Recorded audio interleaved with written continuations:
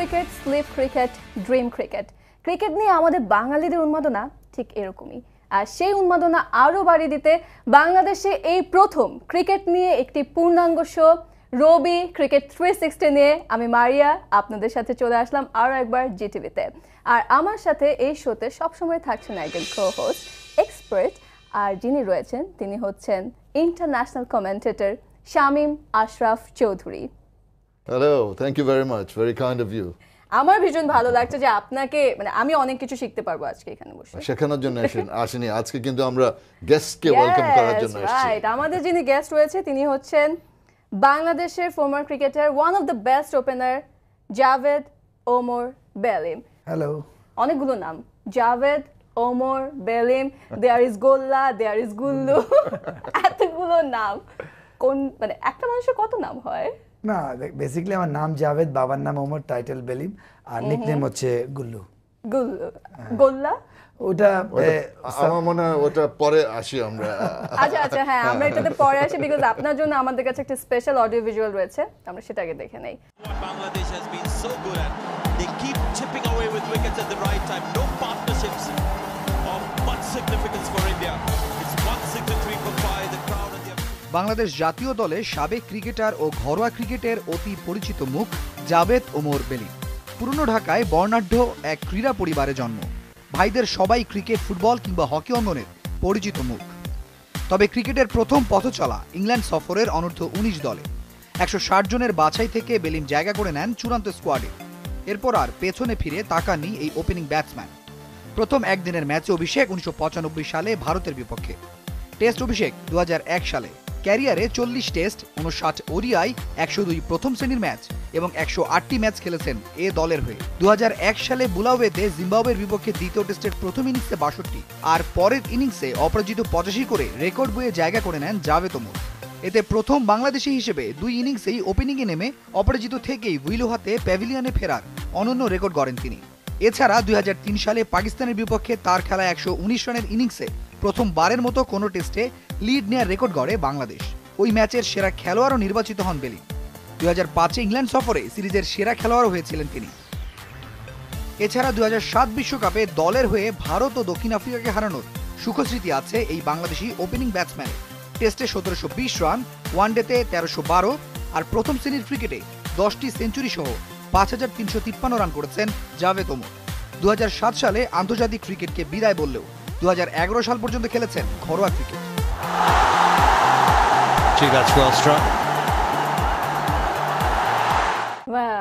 দেখছিলাম আমরা, যে প্রশ্নটা আমার ছিল গুল্লু, হ্যাঁ গুল্লু নামটা কেন? এটা বাসা জানো না, মানে আদর করে ছোটবেলায় গোলগাল ছিলাম, রোদে গেলে লাল লাল গুল পড়তো। এখন কেউ বিশ্বাস করবে না যে এত আমি কালো মানুষ, নাদুস গুদুস ছিলাম অনেক। সেই নাদুস নুদুস কিভাবে এখন একদম এরকম ফিট এখন পর্যন্ত ধরে রাখতে পেরেছে, দ্যাটস ভেরি ইম্পর্টেন্ট। আমার মনে হয় as a cricketer when you grew up, প্রথম দিকে যে অনুশীলনগুলি করা প্রয়োজন ছিল সেগুলো রপ্ত করা, কিন্তু তখন আমাদের ক্রিকেট কালচারটা তোমরা যখন খেলেছিলে অতটা সিস্টেম্যাটিক ছিল না, সেখানে নিশ্চয়ই অনেক কিছু অসুবিধার সম্মুখীন হতে হয়েছে। না, তা তো অবশ্যই। ওখানে তখন তো ওই সময় আমরা বাংলাদেশ টিমের বাস যেত, মিনি বাসে আমরা যেতাম, যেটা এখন আপনার নর্মাল, আমরা এখন এসি বাসে যাই, চেয়ার, ফোল্ডিং চেয়ার থাকে, সব কিছু। তো ওই সময় আমাদের যে বিকেএসপিতে যে খাট ছিল ওইটা লোহার খাট ছিল, মানে আপনি যদি এক কাত থেকে আরেক কাত যাবেন চেয়ার শব্দ, মানে আপনার এখন ওটা ঘুমি ভেঙে যাবে আপনার। তো ইটস ফাইন, তবুও মানে এন্ড অফ দ্য ডে আমি যে আমার কেরিয়ার বলেন বা আমাদের যাদের কেরিয়ার বড় হয়েছে, আমি মনে করি আমার জায়গার দিক দিয়ে আমি ওভাবে চিন্তা করি কি আমি মোর দেন হ্যাপি কি আমি দেশকে রিপ্রেজেন্ট করেছি। একটা নর্মাল সময় তখন আমরা খেলতাম কেনিয়া, স্কটল্যান্ড, আইল্যান্ড, এই টাইপের। আইসিসি কোয়ালিফাই করার পরে যে এত লম্বা খেলা, ওইটা টাফ ছিল আমাদের জন্য। কিন্তু একটা এরিয়ায় কিন্তু Javed Omar Belim was the best for a long period of time, fielding. আমার এত অসাধারণ ফিল্ডিং, ও যদিও ব্যাট করার সময় একটু ধীর মন্থর গতিতে চলতো, কিন্তু যখন ফিল্ডিং করতো he always caught my I. সবসময় আমি কমেন্ট্রিতে হাইলাইট করার চেষ্টা করতাম আমাদের জন্টি রোডস। একদম। আর যেটা আপনি বলছিলেন ধীর মন্থর গতিতে ব্যাটিং, এটা নিয়ে অনেক আলোচনা হয়েছে, তবে তখন টেস্টের জন্য এটা অনেক দরকার ছিল। এই ব্যাপারটা নিয়ে আপনি কি বলতে চান? না, টেস্টে তো অবশ্যই এখনো দরকার। আমার ব্যাপারটা হচ্ছে সেই সময় আমরা ওয়ানডে 50 ওভার্স খেলার জন্য আমরা স্ট্রাগলিং করতাম।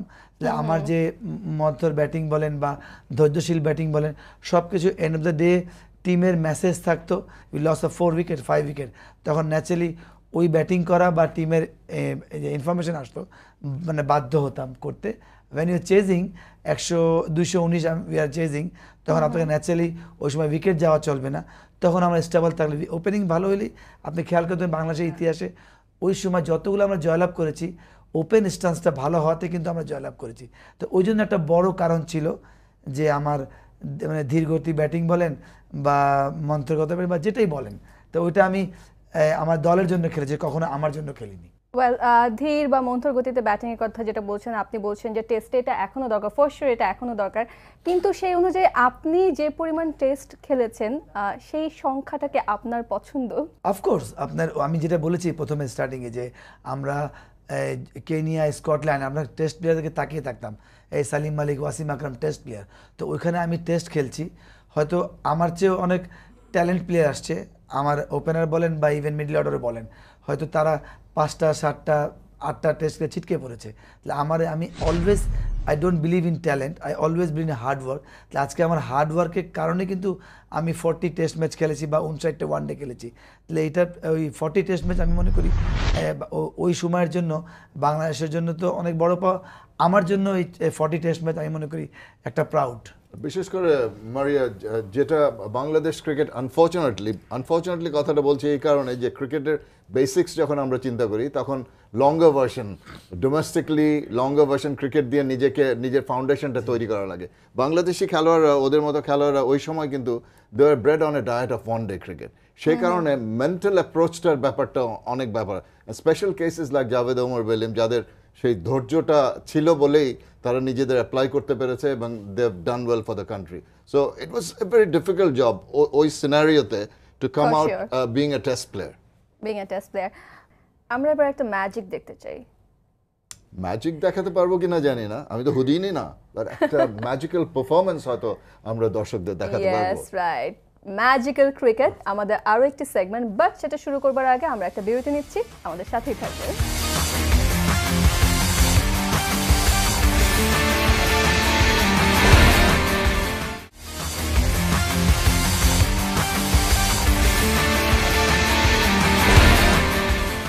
ওয়েলকাম ব্যাক ভিউয়ার্স, আপনারা দেখছেন রবি ক্রিকেট 360। আর বিরতির আগে বলছিলাম ম্যাজিক্যাল ক্রিকেট দেখাবো আপনাদেরকে, সেই ম্যাজিক ব্যাটিং চলুন দেখে নেই। আমরা আজকে জাভেদ ওমর বেলিমের একটা খুব অসাধারণ ব্যাটিং পারফরমেন্স দেখবো। জাভেদ, তুমি বলো এটা কোন মাঠে খেলা হয়েছিল? এটা ডারামে খেলা হয়েছিল। ফার্স্ট ইনিংসে আমি 36 করেছিলাম, সেকেন্ড ইনিংসে 71 করেছিলে। ফার্স্ট ইনিংসে বাংলাদেশ কিন্তু 100-র একটু ওপরে রানে ফোল্ড আউট হয়ে গেছিল। পরবর্তীতে ডিসপাইট ইয়োর এফর্টস এবং আফতাব আহমেদ, হাবিবুল বাশা ভালো রান করেছে, 300-র উপরে রান করেও আমাদের সেই ম্যাচটা হারতে হয়েছিল। Durham very difficult ground, English কন্ডিশনসে খেলার ব্যাপারে একটু তুমি যদি বলতে। আসলে এই সিরিজটা আমার জন্য সবচেয়ে বড় চ্যালেঞ্জিং ছিল। কেন, ট্যুরে যাওয়ার আগে কিছু নেগেটিভ কথা শুনছিলাম যে জাভেদ ওমর ক্যারিয়ারের শেষের দিকে যাচ্ছে, এটা একটা কথা ছিল। তারপর you had a point to prove. Exactly, ওটা একটা ছিল। দ্বিতীয় ছিল আমার এটা কি বলে, আমি নট এ ফার্স্ট ওপেনার ছিলাম বা সেকেন্ড, আমি চয়েস ছিলাম থার্ড ওপেনার হিসাবে। তখন ওটা আমি যখন প্রথমে ফার্স্ট ক্লাস ম্যাচ খেলি, ওটা আমি প্রথম ম্যাচে আমি 159 করি এগেনস্ট ওদের ফার্স্ট ক্লাস টিমের সাথে। তারপরে নিজে 56 করি।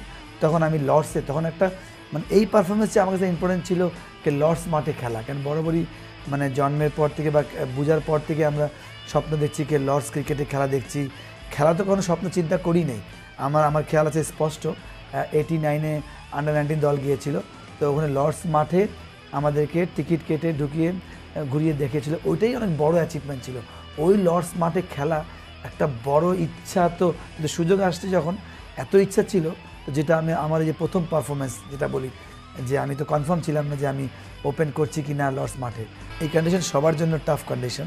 তা আমি এই জন্য মেন্টাল মানে ভাল লাগছে এই জন্য যে এই কন্ডিশনে রান করা মানে ইউ হ্যাভ টু মানে টেকনিক বা সব কিছু রাইটে তখন আমার রান করা যারা যেটা বলে ডেসপারেটলি ট্রাই করে এখানে সিরিজ যাওয়ার আগে আমরা প্রচুর নেগেটিভ কথা শুনেছিলাম বাংলাদেশ ক্রিকেট কে একদিনে খেলা শেষ হয়ে যাবে 70 রানে অল আউট হয়ে যাবে, কিন্তু ওগুলো সব আমরা মানে রং প্রুফ করেছিলাম। সেম এই সিরিজে আমরা এই কার্ডিফে আমরা অস্ট্রেলিয়াকে ওয়ানডেতে পরাজিত করেছিলাম। আপনার জন্য ম্যাজিক ব্যাটিং দেখতে দেখতে আসলে আমরা ম্যাজিক্যাল মোমেন্টের কথাই শুনে ফেললাম যে লর্ডসে খেলারও একটা সবসময় ইচ্ছা না, ছিল। এটা ক্রিকেটের মক্কা বলা হয় একটা এমন অবস্থা যারা ক্রিকেট খেলে তাদের জন্য। জি, যে আমরা হাইলাইটস দেখছি অবশ্যই, বাট ইট ওয়াজ ডিফিকাল্ট। এই যে শর্ট পিচ বোলিং যেটা সবসময় susceptible, that's how you got out unfortunately. এটা কিন্তু এখনো শর্ট সিলেকশনের ব্যাপারে অ্যাজ এ ব্যাটসম্যান অনেক আমরা বলি, কমেন্টেটররা অনেক সময় বলে যে he has lot of time to play the ball. সবার কিন্তু একই সময় থাকে, কিন্তু ব্যাটসম্যান হিসেবে বলটা যখন রিলিজ পয়েন্ট থেকে আসছে বোলারের হাত থেকে, তখন ডিটেক্ট করা অ্যান্ড ডিসাইডিং যে বলটা কি করতে যাচ্ছে, এটাই আমার মনে হয় যে তোমার কি মনে হয় যে একটা ব্যাটসম্যানের যে অ্যাবিলিটির ব্যাপারটা যেটা আছে তখনই সে পারবে আরো কমফোর্টলি। আমি মনে করি এটা যে যখন সে ডেসপারেট থাকবে আর উইকেটে থাকবো। আপনার প্রথমে চিন্তা করতে টেস্ট ম্যাচে আমি সেশন ওয়াইজ খেলবো, তখন কিন্তু আপনার শর্ট বল বলেন বা সিলেকশন অফ দ্য বল বলেন, তখনই আপনার কাজে লাগবেন। যখন আপনার ফোকাসটা থাকবে আপনি থাকবেন। আপনি যখন টেস্ট ম্যাচ খেলছেন বা আপনার দল যখন বিপদে আছে, একটা ভালো বল ছাড়াও কিন্তু পজিটিভ, কারণ আপনি ভালো বল খেলে আউট হয়ে যাবেন, আপনার টিম কিন্তু বিপদে। এই যে তড়িঘড়ি করার ব্যাপারটা, যেটা পেশেন্সের অভাব যেটা আমরা খেলোয়াড়দের পরিলক্ষিত করি, ইভেন 2020 ফরম্যাটে 120টা লিগ্যাল ডেলিভারি আছে, তথাপি মনে হচ্ছে অনেক খেলোয়াড় মনে করছে যে প্রতি বলই মারতে হবে। যথেষ্ট সময় আছে কিন্তু একটা লুজ বলের উপরে চড়াও হওয়া। তো এই কারণটা কেন এখন পর্যন্ত এত প্রশিক্ষণ এত ট্রেনিং এর পরেও কেন এটা বাংলাদেশি খেলোয়াড়রা রপ্ত করতে পারছে না? If you are a coach, what would be your suggestion? টি-20তে আমি বলবো যে একটু আমরা রপ্ত না করার বড় কারণ হচ্ছে পাওয়ার। আগে একসময় ছিল যে ক্রিকেটের পাওয়ার, টেকনিক, টাইমিং, বাট এখন টি-20 আসাতে পাওয়ার। আর আজকে টেস্ট ম্যাচে কেন আমরা স্ট্রাগলিং, নো ডাউট তামিম বলেন বা মুশফিক বলেন, দে আর ওয়ার্ল্ড ক্লাস প্লেয়ার, তারা প্রুভ করেছে। বাট ওই একটা জায়গায় ছাড়ার জায়গাটা বলেন বা সিলেকশন শট কেন হচ্ছে না জানেন? আমাদের ডোমেস্টিক থেকে আমরা যখন আস্তে আস্তে এইভাবে আসবো, তখন মুস্তাফিজ বলেন বা আপনার গিয়ে সৌরভ বলেন বা যেই বলেন, ওরা কিন্তু ওইভাবে শিখে আসলে অসুবিধা হবে না। ওইটা একটা বড় এফেক্ট ফেলে যখন আপনি ইন্টারন্যাশনাল মানে টেস্ট ম্যাচ খেলেন। ডোমেস্টিক ক্রিকেটের কথা যখন আসলে, former national coach, head coach of Mohammedan Sporting Club Osman Khan, তিনি আমাদেরকে কিছু ট্রিক্স এবং টেকনিক্সের দিয়েছেন, টিপস দিয়েছেন। তো আমরা সেটা একটু দেখবো। আর তার আগে ভিউয়ার্সদেরকে বলে নিই, ভিউয়ার্স, রবি ক্রিকেট 360-তে প্রতি এপিসোডে কিন্তু ট্রিক্স অ্যান্ড টেকনিক্স একটা সেগমেন্ট থাকছে, আপনারা সেটা খুব ভালো করে এনজয় করবেন যারা ক্রিকেট পছন্দ করেন। তো আজকে কি টিপস রয়েছে সেটা আমরা একটু দেখে শুরু করতেছি। যেহেতু ব্যাটিং সবাই আগেই পছন্দ করে, এই জন্য ব্যাটিং থেকে শুরু করতেছি। ব্যাট কিভাবে ধরতে হবে সেটা বলবো, ব্যাট নিয়ে কিভাবে দাঁড়াতে হবে, স্টান্স ওটা দেখাবো, তারপরে ব্যাট কিভাবে উঠানো হয়, ব্যাক লিফট ওটা দেখাবো। ডান হাতি ব্যাটসম্যানরা সব সময় বাম হাত দিয়ে ব্যাটটাকে শক্ত করে ধরবে, ব্যাটটাকে এমনভাবে ধরবে 2 থেকে 3 ইঞ্চি বা এসে, কিন্তু আমি বলবো যে ব্যাটটা টপ অফ দি হ্যান্ডেল। এই ক্রিকেট ব্যাটটা 2 ভাগে ভাগ আছে, একটা হলো মানে হ্যান্ডেল, একটা হচ্ছে ব্লেড। এবং হ্যান্ডেলটাকে টপ অফ দি হ্যান্ডেল থেকে বাম হাত আমার এমনভাবে থাকবে যে এইখানে একটা জিনিস আছে, এটাকে বলে স্প্লাইস এবং আউটার এজের মাঝখানে 2 আঙ্গুল দিয়ে আমার বুড়া আঙ্গুল এবং প্রথম আঙ্গুল দিয়ে ব্যাটটাকে এমনভাবে ধরবো যেন ইংরেজির একটা অক্ষর হয় ভি। এই যে বুড়া আঙ্গুল এবার দিয়ে একটা ইংরেজির একটা অক্ষর হয়েছে স্প্লাইস, এবং আউটার এজের মাঝখানে এটাকে বলে ভি। এবং এটার সাথে সাথে আমার ডান হাত আসবে, 2টা হাতই কিন্তু এক জায়গায় থাকবে, এবং এই ডান হাতেও কিন্তু একটা ভি হয়েছে এবং 2টা ভি কিন্তু একই লাইনে থাকবে। এটাকে বলে বেসিক গ্রিপ। ডান হাতি ব্যাটসম্যানরা বাম হাত দিয়ে শক্ত করে ব্যাট ধরবে, তারপরে ডান হাত আসবে এবং 2টা হাতই এমনভাবে ধরা হবে যে বুড়া আঙ্গুল এবং প্রথম আঙ্গুলের দিয়ে একটা ভিয়ের তৈরি হয় স্প্লাইস আর আউটার মাছের। তারপরে হলো ব্যাট নিয়ে দাঁড়ানোকে বলে স্টান্স। ব্যাট নিয়ে এমনভাবে দাঁড়াবো, অ্যাপার্ট থাকবে, মানে 2 পার উপরে সম্পূর্ণ ব্যালেন্স এমনভাবে থাকবে যেন আমি সামনে ঠিকভাবে মুভ করতে পারি। এবং পিছিয়ে যে ব্যাটটাকে আমি আমার ডান পায়ের টোর কাছে রাখছি, আমার বাম শোল্ডার, মাথা সব আমার ডাউন দ্য উইকেট বা বলারের কাছে, এবং আমি বলার দিকে দেখতেছি এবং খেলার জন্য প্রস্তুত হয়ে গেছি। তারপরে বলার এটাকে বলে বেসিক স্টান্স। তারপরে আমি ব্যাকলিফট করবেন। ব্যাকলিফট ব্যাকলিফট দুই প্রকার, নর্মাল ব্যাকলিফট, হাই ব্যাকলিফট। এখন আমি নর্মাল ব্যাকলিফট দেখাচ্ছি। ব্যাকলিফটটা টপ অফ দ্য স্টাম্প থেকে আসবে, যে ব্যাটসম্যান কিন্তু এইভাবে ব্যাকলিফট করে, এটা হলো কিন্তু নর্মাল ব্যাকলিফট। ব্যাকলিফট যেমন দুই প্রকার, একটা হচ্ছে নর্মাল ব্যাকলিফট আর একটা হচ্ছে হাই ব্যাকলিফট। তারপরে এই তিনটা জিনিসের পরেই কিন্তু আসে ফ্রন্ট ফুট ডিফেন্স। একটা ব্যাটসম্যানের ডিউটি এবং রেসপন্সিবিলিটি হলো, প্রথম হলো তার ডিফেন্স করা, মানে ঘর সামলানো, আর হলো রান করা। এই দুইটা জিনিস মনে রাখতে হবে ব্যাটসম্যানকে, যে আমাকে আমার ঘর সামলাতে হবে, মানে ডিফেন্স করতে হবে, আর প্রয়োজন বোধে যেটা মারার বল সেটা আমাকে মারতে হবে। এই দুইটা জিনিস ব্যাটসম্যানকে অবশ্যই মনে রাখতে হবে। এই যে আমি এখন স্টান্সে দাঁড়ালাম, দাঁড়ানোর পরে ফ্রন্ট ফুট ডিফেন্স কিভাবে খেলবো এটা আমি দেখাইতেছি। Front foot defence,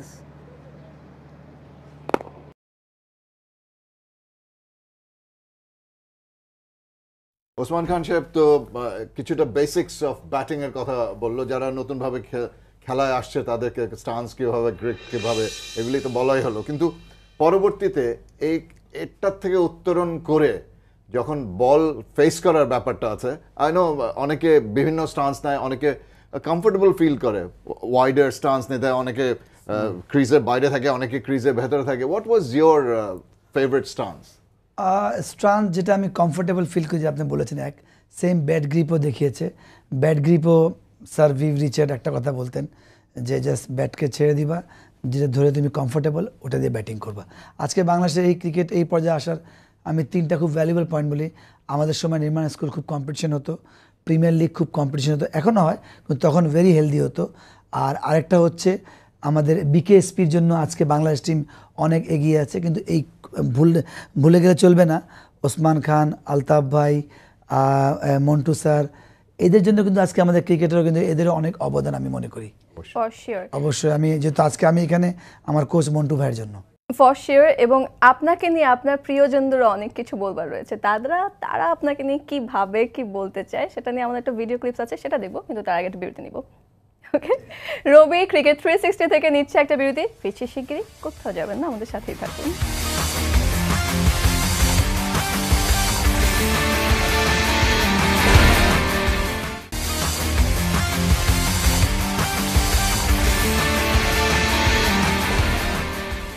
welcome back, দেখছেন রবি ক্রিকেট 360। আমি মারিয়া আছি এবং আমাদের সাথে এক্সপার্ট অ্যানালিস্ট রয়েছেন শামীম আশরাফ চৌধুরী, আর আমাদের আজকের গেস্ট হচ্ছে জাভেদ ওমর বেলিম। বেলিম ভাই, বলছিলাম বিরতির আগে যে আপনাকে নিয়ে আপনার প্রিয় মানুষরা কি বলে, কি ভাবে, সেটার ভিডিও ক্লিপ রয়েছে আমাদের কাছে, তো একটু দেখে নিই। একজন বড় ভাই হিসাবে অবশ্যই খুব গর্ববোধ করতাম, বিকজ দেশকে রিপ্রেজেন্টেটিভ করার একটি নিশ্চয়ই একটা গর্বের ব্যাপার। নিশ্চয়ই খুব ভালো লাগতো, খুশি হতাম। তো কখনো কেউ এরকম বিরক্ত হয়নি যে কেন খেলতেছো, কেন ডিস্টার্ব করতেছো, এমন কিছু হয়নি। ক্রিকেটের গল্প উঠলেই বলতে পারো হ্যাঁ যাবে, এটা ছিল, ওটা ছিল, কিছু বলি না শুনতে থাকি। পরে কেউ হয়তো ফ্রেন্ড বলে দেয় যে তো এই তো জাভেদ ওমর বেলিম ভাই, ও ভাই সরি কিছু মনে করেন না, এই না সে না, মনে করে কিছু নেই, আপনি যা ইচ্ছা আপনি তো বলতেই পারেন।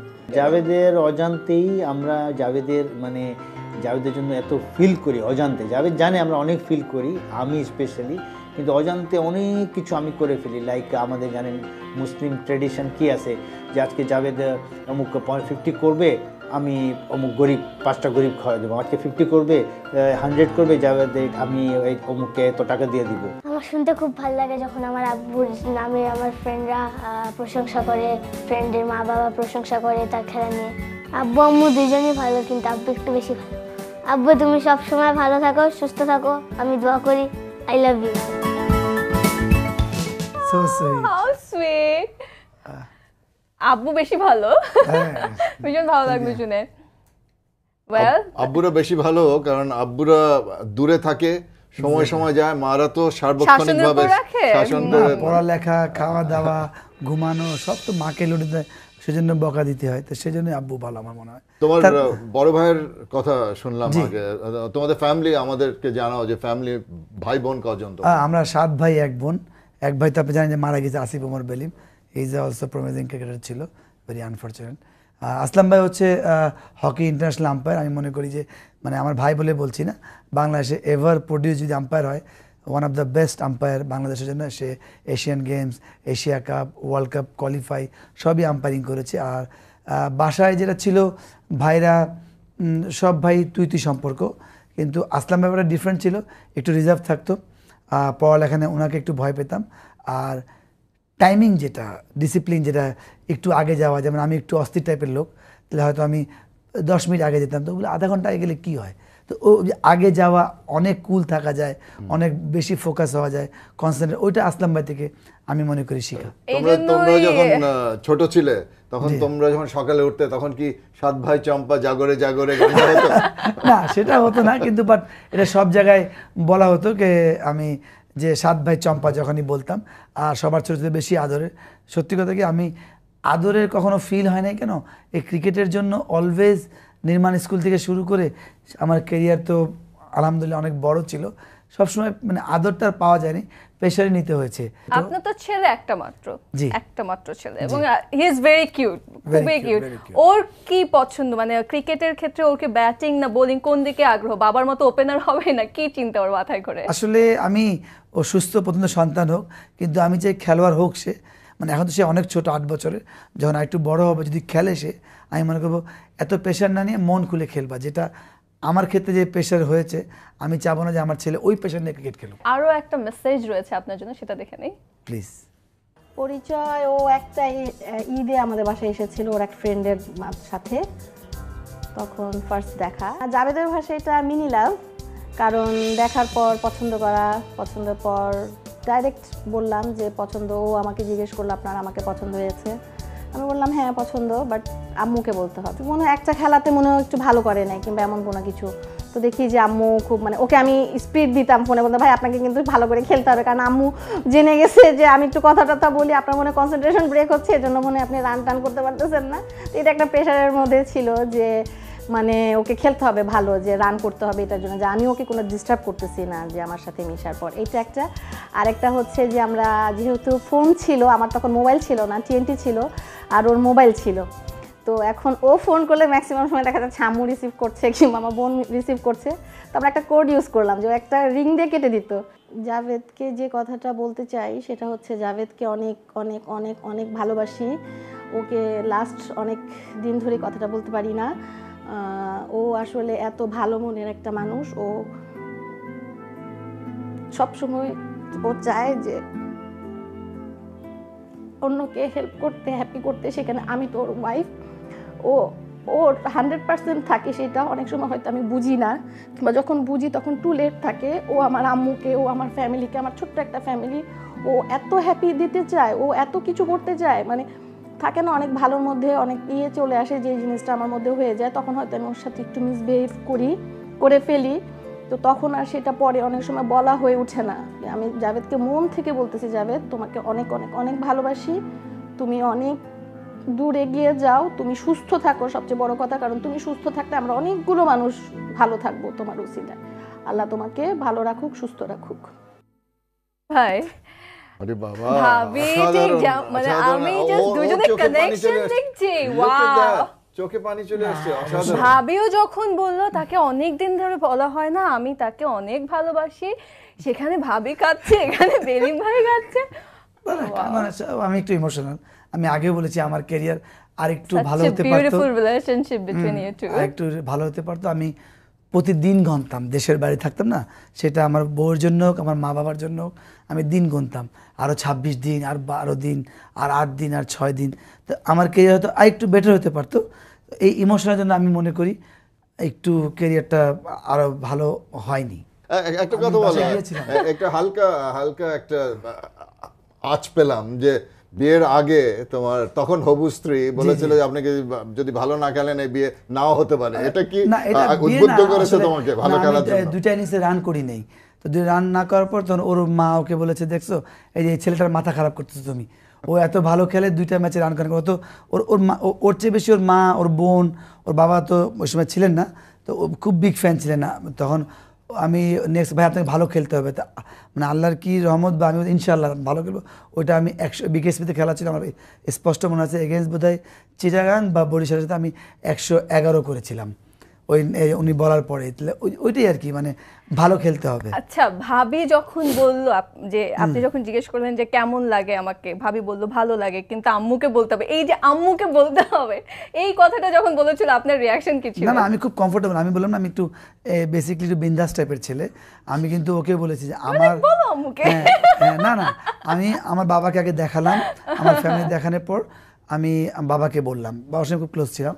আর এই ল্যান্ডফোন আর মোবাইল, এই কানেকশনটা আপনারা কিভাবে মেইনটেইন করতেন? ও নো, ওটা এমন ছিল, আপনার গিয়ে তখন ফোন আসলে 60 টাকা আর করলে 12 টাকা। Yes, I can remember. ঠিক আছে, তখন ওই সময়, এখন ন্যাচারালি এতক্ষণ কথা বলা, 1 ঘন্টা 1.5 ঘন্টা 40 মিনিট, তখন আমি বলতাম যে আমি একটা মিস কল দিব, পরপর আরেকটা দিব, তখন আপনি আমাকে ফোন দিবেন, তখন আমি কথা বলবো, তখন ন্যাচারালি 12 টাকা 7 টাকা সেভ হবে। Exactly. And I was very fortunate যে জাভেদ ওমর খুব he was very kind of him, ওর বিয়েতে আমাকে দাওয়াত করেছিল। না আমি থ্যাংক ইউ, না আই এম অনার কি আপনারা আচ্ছা, আমি কোন একটা অ্যানিভার্সারিতে দাওয়াত পাবো ইনশাআল্লাহ।